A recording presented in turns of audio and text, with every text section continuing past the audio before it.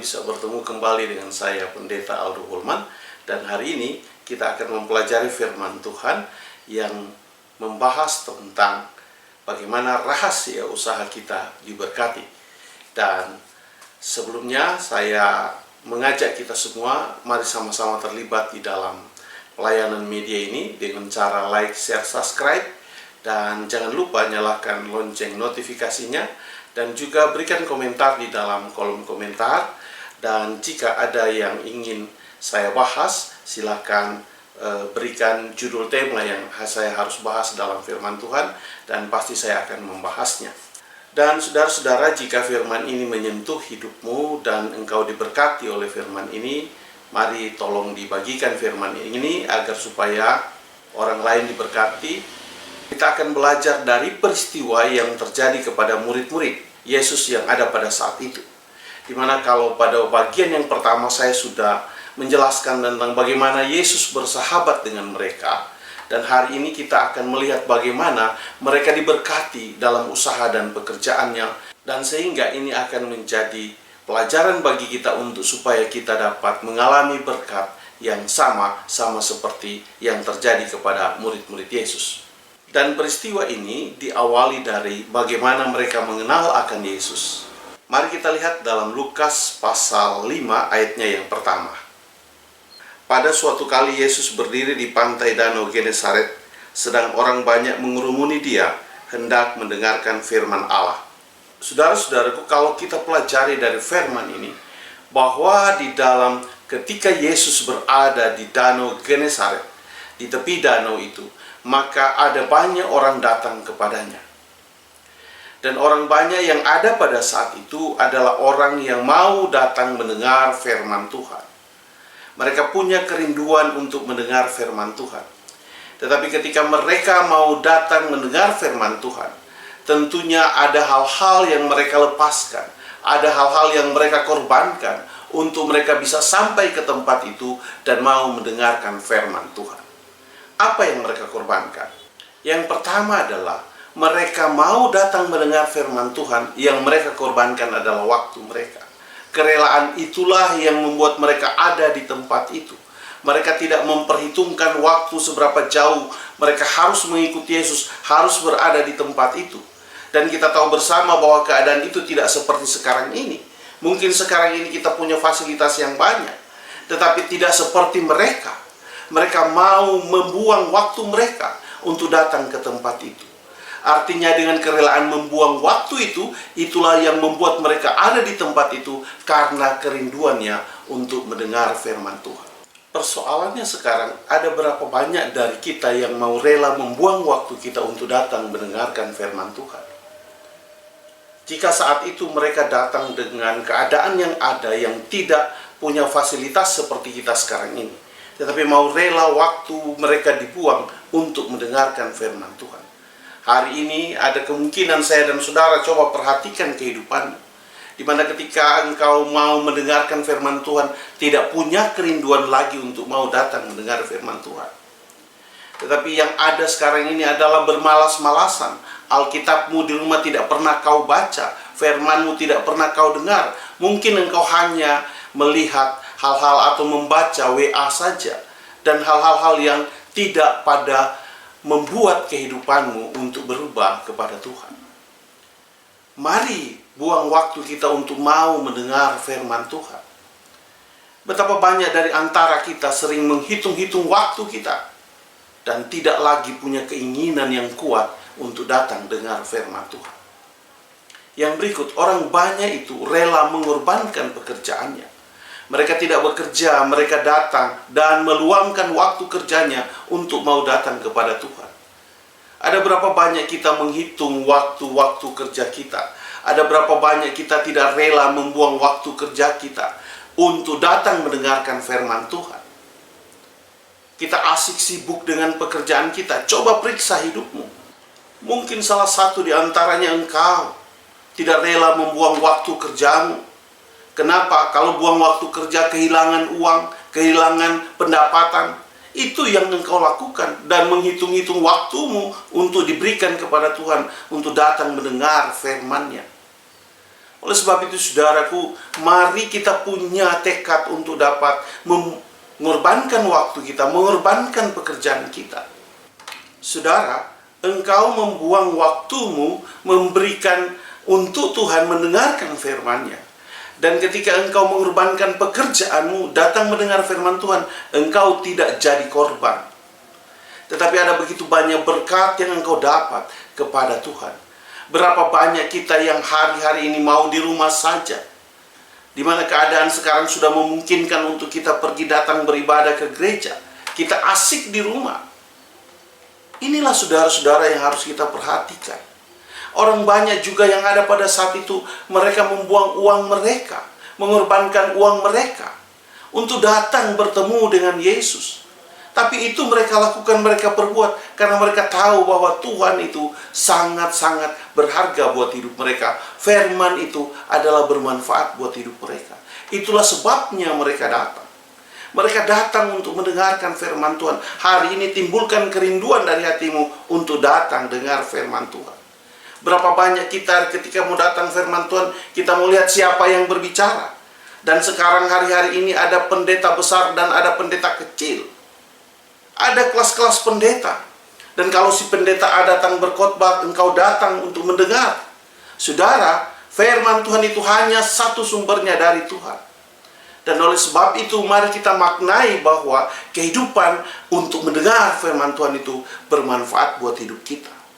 Engkau asik di rumah, tetapi hari ini saya mau katakan, mari saudaraku, engkau mau meluangkan waktumu.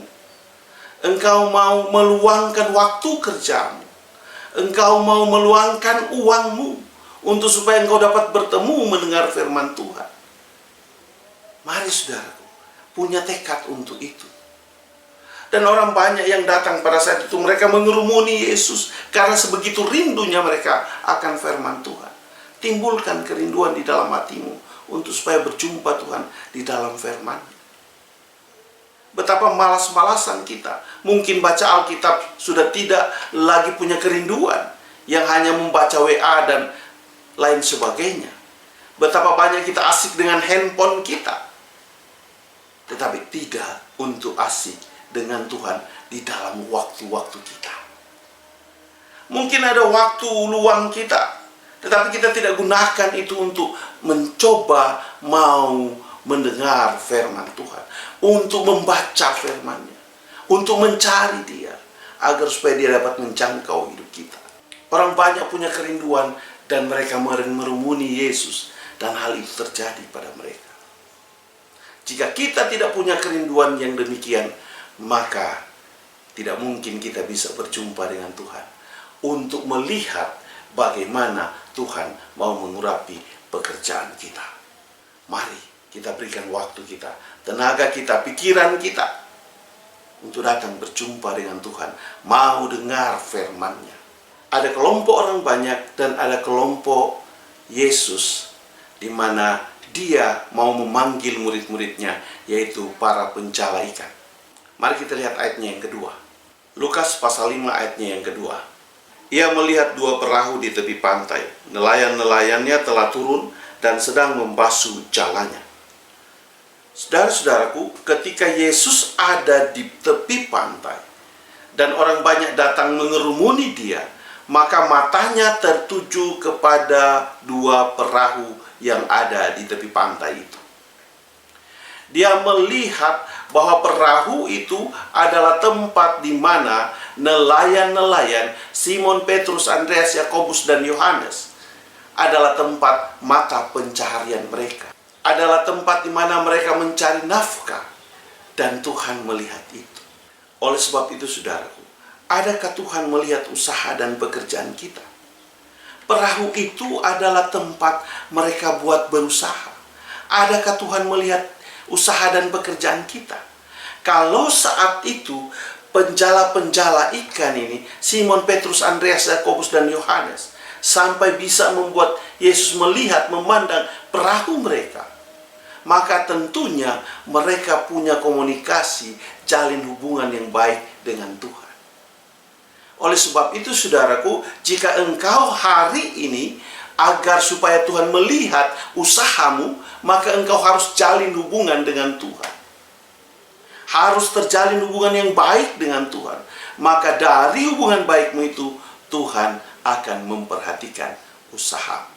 Dan itulah yang dilakukan oleh Yesus terhadap murid-muridnya. Saudaraku, betapa berbahagianya Simon Petrus Andreas hari itu, di mana Tuhan Yesus datang melihat usaha pekerjaannya. Jika engkau mau setiap hari, setiap waktu, Tuhan mau melihat usaha dan pekerjaanmu, maka engkau tidak terlepas harus dapat meluangkan waktumu, meluangkan waktu kerjamu, meluangkan uangmu, meluangkan hidupmu untuk supaya datang mendengar firman Tuhan. Pertanyaannya adalah, sampai di mana perhatian Yesus terhadap penjala-penjala ikan itu? Mari kita lihat ayatnya yang ketiga. Lukas pasal 5 ayatnya yang ketiga. Ia naik ke dalam salah satu perahu itu, yaitu perahu Simon, dan menyuruh dia supaya menolakkan perahunya sedikit jauh dari pantai. Lalu ia duduk dan mengajar orang banyak dari atas perahu. Saudaraku, Yesus tidak hanya melihat perahu Simon Petrus, tetapi dia datang menghampiri perahu Simon Petrus, dan dia duduk di atas perahu itu. Dia ada di tempat kerjanya Simon Petrus.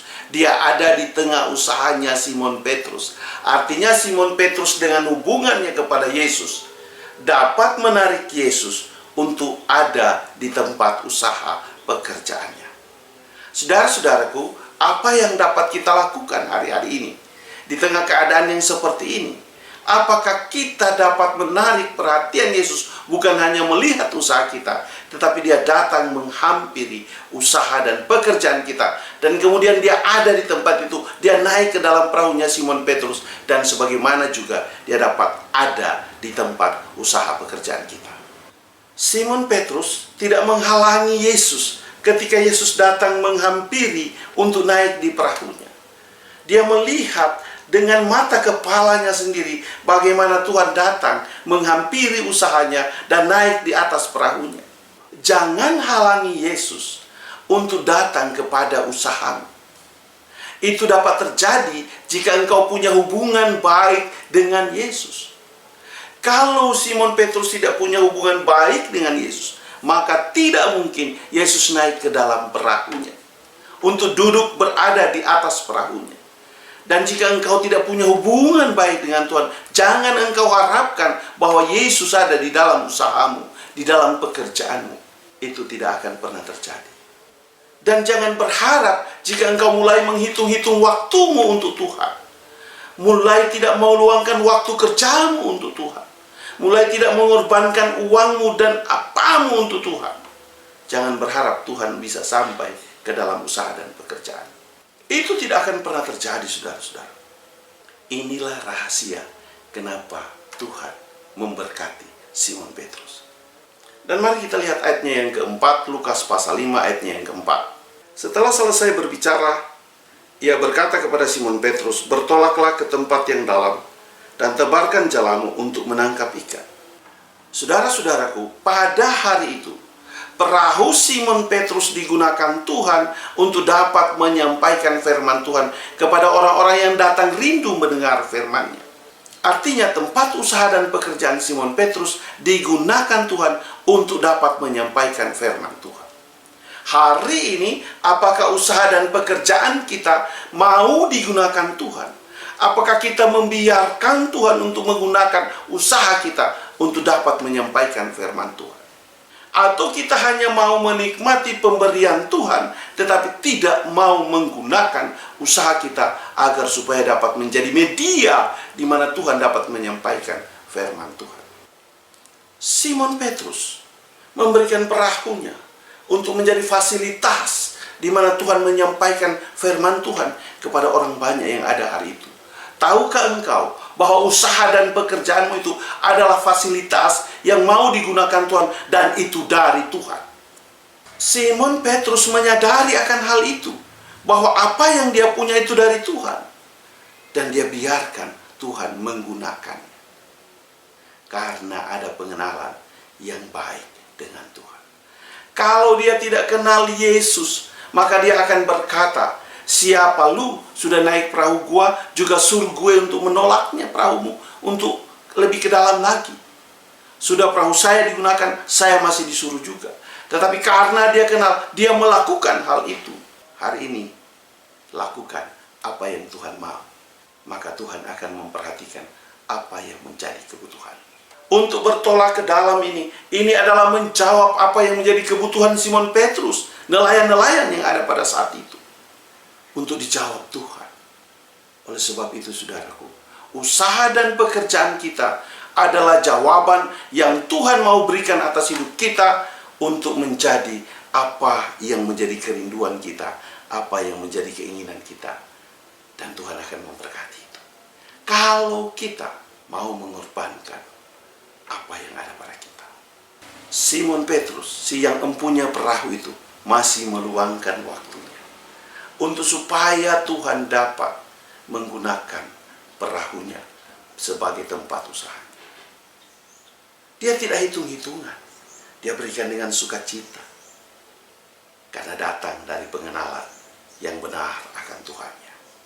Hari ini kenal yang benar Tuhan kita. Agar supaya kerelaan kita dapat memberi apa yang ada pada kita. Dan Tuhan mau gunakan untuk pekerjaannya.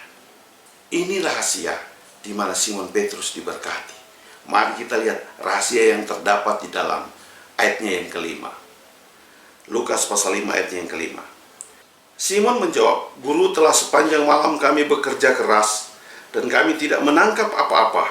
Tapi karena Engkau yang menyuruhnya, aku akan menerbangkan jala juga. Saudara-saudaraku, kenapa Simon Petrus memberikan perahunya sebagai tempat usahanya? Dan kemudian kenapa dia mau mengikuti apa yang diperintahkan Yesus? Rahasianya karena Yesus adalah gurunya. Karena Yesus adalah gurunya, maka dia mengikuti perintah gurunya.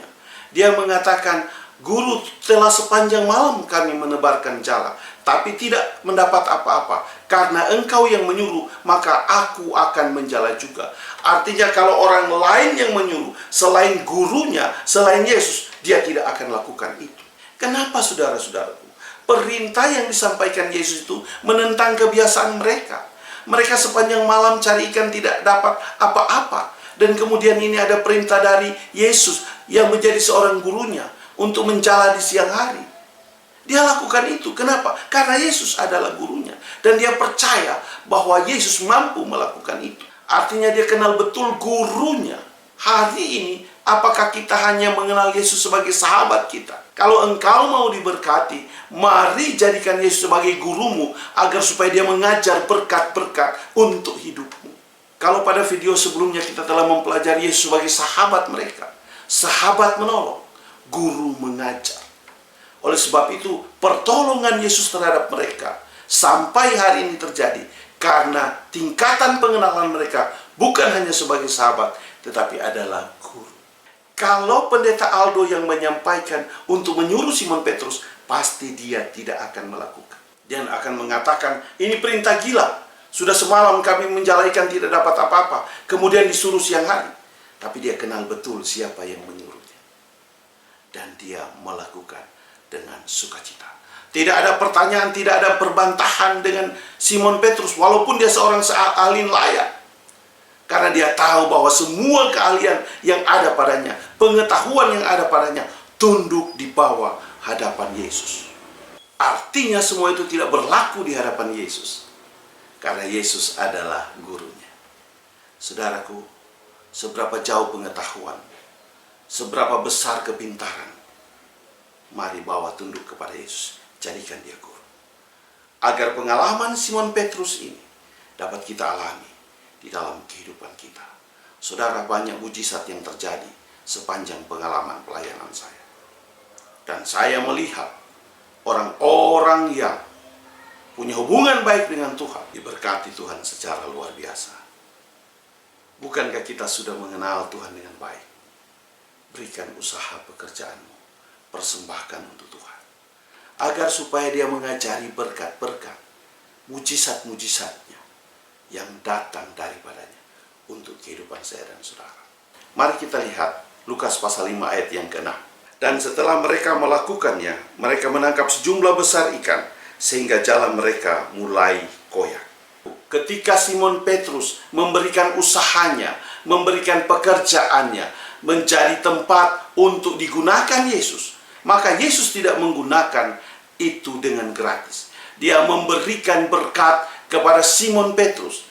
Mereka menangkap ikan di siang hari, sampai jalan mereka hampir koyak, mulai koyak. Tetapi percaya, Tuhan sudah ukur jalan mereka itu tidak akan koyak, karena berkatnya cukup untuk kehidupan mereka. Berkat yang diberikan itu berkat yang sangat melimpah. Berkat yang melimpah jauh dari apa yang mereka lakukan. Hari ini jika engkau ingin mengalami berkat seperti Simon dan rekan-rekannya yang lain, lakukan apa yang diinginkan Tuhan atas hidupmu. Jadikan dia sebagai guru, maka berkat itu akan melimpah atas hidup. Oleh karenanya, kenal Tuhanmu secara baik. Lakukan apa yang dia inginkan, dan percaya berkatnya akan menyertai kita. Rahasia berkat yang terbesar adalah ketika Simon Petrus menjadikan Yesus sebagai gurunya. Bukan hanya sebagai sahabat, tetapi sebagai gurunya, yang mengajar dia kehidupan, yang mengajar dia tentang bagaimana diberkati. Hari ini saudara-saudaraku, tentu kita ingin diberkati. Mari lakukan apa yang menjadi maksudnya Tuhan. Punya kerinduan untuk dengar firman Tuhan. Dan kemudian mau membiarkan usahamu digunakan oleh Tuhan. Maka Tuhan tidak akan menggunakan usahamu secara gratis. Dia akan memberikan apa yang menjadi keinginanmu, apa yang menjadi kerinduanmu. Dan ketika Tuhan memberikan berkat untuk kita, itu tidak mengenal waktu dan tempat, tidak mengenal cuaca, tidak mengenal keadaan. Kapan saja dia mau, dia pasti bisa memberkati kita. Itu menentang kebiasaan Simon Petrus dan murid-muridnya ketika mereka menjala di siang hari. Tetapi justru Tuhan memberikan berkat bagi mereka. Kiranya berkat ini dapat mengurapi saudara dan dapat menjadi rema buat kehidupan saudara. Dan jika firman ini menyentuh hidupmu, mari tolong dibagikan, agar supaya orang lain juga dapat diberkati dengan firman ini. Dan sama-sama kita punya pengenalan yang baik dengan Tuhan. Sebelum saya akhiri, mari kita berdoa untuk firman Tuhan ini. Bapa di sorga, terima kasih atas hari ini. Terima kasih di mana Engkau boleh membuka rahasia firman. Jika Engkau melakukan itu bagi Simon Petrus, maka hamba percaya bahwa hal yang sama boleh berlaku setiap yang mendengar firman ini. Biarlah mereka dapat mengenal Engkau lebih dekat dan dapat mempersembahkan waktu mereka, pekerjaan mereka, tenaga, pikiran mereka, dan biarlah mereka boleh menjadi pelaku-pelaku firman. Percaya bahwa apa yang terjadi kepada Simon Petrus akan terjadi kepada setiap yang mendengar. Di dalam nama Yesus, hamba teguhkan firman ini. Haleluya. Amin. Terima kasih, Tuhan memberkatimu. Sampai kita ketemu pada video berikut. Saya bawa dalam nama Yesus. Haleluya. Amin.